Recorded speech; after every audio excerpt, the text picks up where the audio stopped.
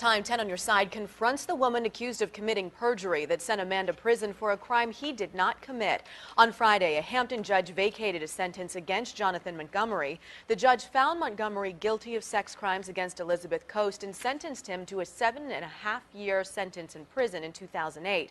Now, Coast recently worked with the Hampton Police Department, but after she admitted to a police detective she lied in court and sent an innocent man to prison, she was fired. Reporter Andy Fox confronted Coast outside the Hampton court. I'm Andy Fox, Miss Coast, and I want to know why you lied. I want to know why you lied and put a man in a prison for 4 years and committed perjury. I want to know why you lied and put Mr. Montgomery in prison. Do you have anything to say to him? Everyone in my family thinks I'm a sex offender. They think I'm a rapist. Everyone does. Scott Espinosa was facing 35 years in prison. He was convicted of 6 felonies, including rape by force and pimping. Police said the victim was 14 years old, but she wasn't. In fact, much of the case against Espinosa wasn't as it seemed. And there is a bunch of guys in the living room. San Diego police taped an interview of the alleged victim. There was 10 of them there. She said 10 customers, Johns, waited to take their turn inside of Espinosa's apartment. 2 men at a time, the victim told police. She also said Espinosa held her captive. Lawyer Laura Wilson shadowed the defense in this case because she said she's considering going into criminal law. She listened to the police tapes.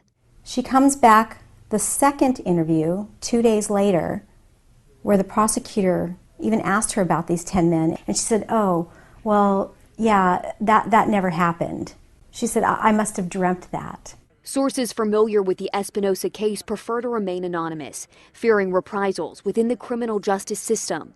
The sources said witnesses who never testified tell a far different story than the victim. The woman was free to come and go in the complex. She would go to a neighbor to have her hair done. She would go to another neighbor to smoke a cigarette. In fact, several witnesses told Team 10 and investigators that Espinosa put the victim up at his apartment because she said she was homeless. And it turns out the victim is not 14, but at least 22 years old at the time, with 3 children. She does not hold custody. Still, the jury found Espinosa guilty. I was in jail for 589 days, I believe. Like almost 19 months. Espinosa said hard time isn't the worst thing that happened. His mother committed suicide while he was in prison. She was convinced her son was there for life.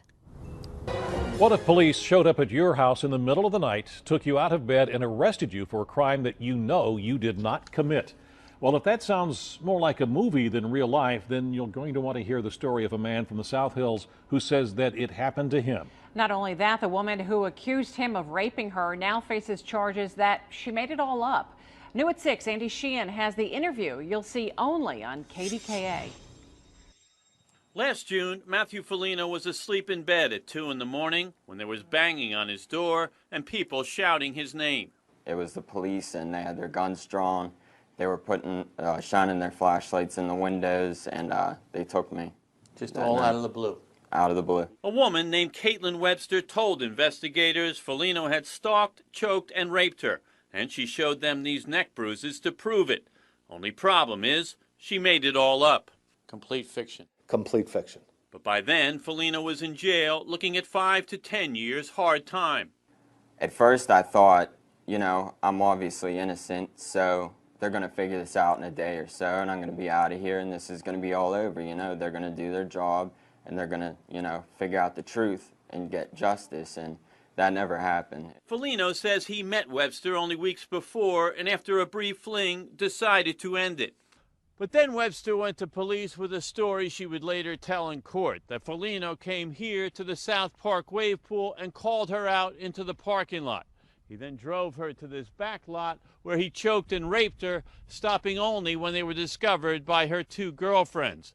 Then she says he shoved her out of the car and took off.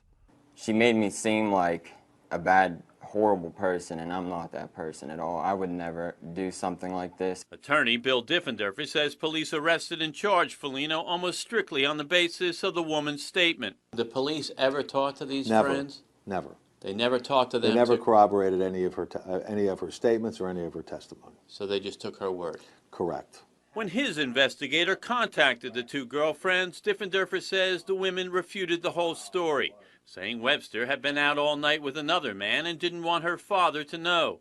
The women said those choke marks on her neck turned out to be love bites from that other guy. It came right to light that this never happened, and they gave the whole story as to the sucker bites.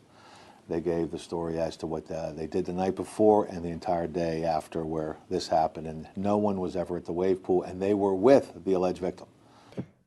Why do we doubt these women? You were literally too stupid to insult.